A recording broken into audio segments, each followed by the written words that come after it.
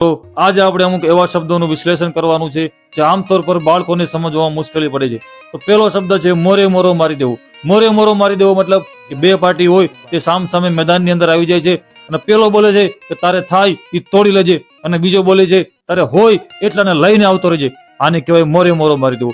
બીજો શબ્દ છે બાકાજીકી. જે હા મિત્રો, બાકાજીકી મતલબ કે એક એવો મિત્ર જે 24 કલાક ફેંકા મારતો હોય, એ તમારી સામે બેઠો હોય અને મોટી મોટી વાતો કરતો હોય, આને કહેવાય બાકાજીકી.